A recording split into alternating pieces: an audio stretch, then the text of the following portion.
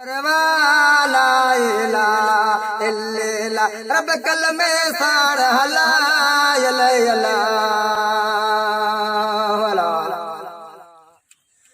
चारे यार रसूल जा चारे यार रसूल जा हत पंजवा पाड़ खुदा ला इल्ला रब कल में साड़ हला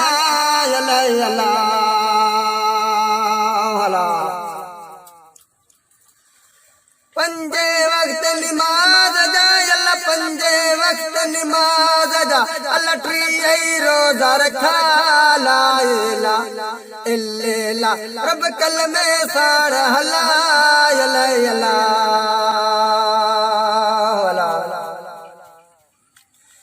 पंजे वक्त नमाज जा अल्लाह पंजे वक्त नमाज जा अल्लाह ट्री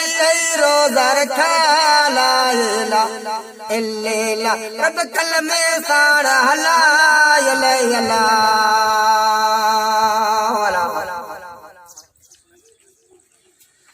वेठी हो यमवाट ते वेठी हो यमवाट ते अल्लाह हाजन साड़ हला इल्ला रब कल में साड़ हला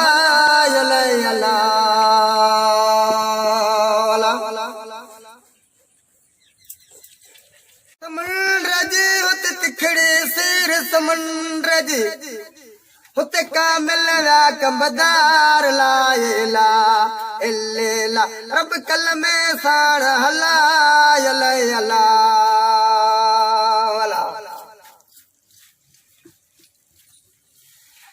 कबर अंधारी कोठड़ी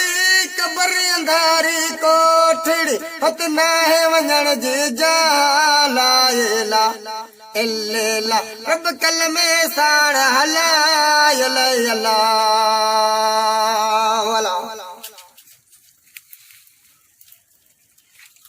इंसान जेको आहे न साईं बेशुक्र बेटे सरकार बैत चयो अगे पिंजरो थियो पुराणो जॾहिं पखी थियमि उदास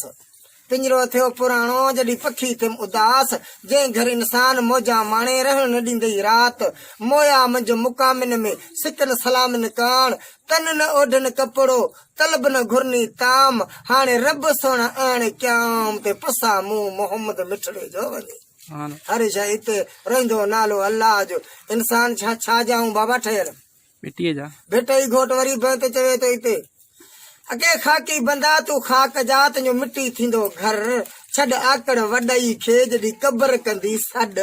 सिंगारे पुंगारे रख दई खट ते खणदा जना चार ए इंसान तो के उते वनी लाइंदा जाते हट ना है बाजार इंसान कुछ सोच कुछ समझ इंसान चढ़ी जाऊं बाबा अज सच्चा मानू कूड़ा मानू सच्चा थी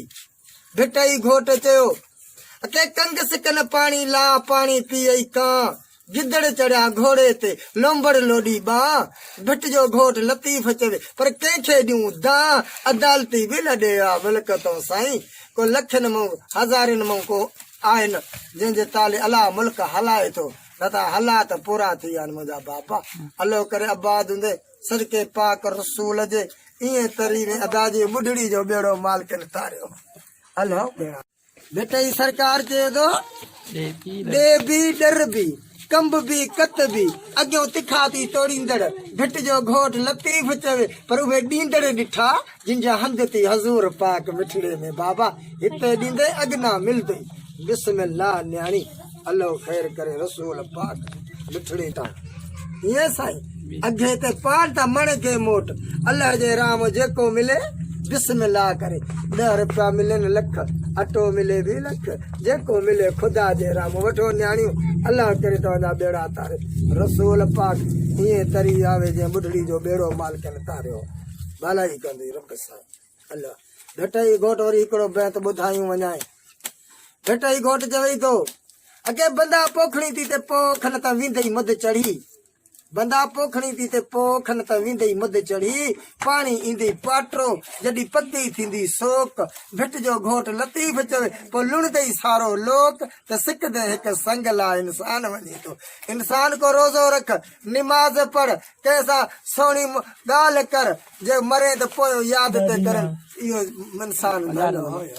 अलो करे तरी में अदा सदके रसूल जे अदा हाणे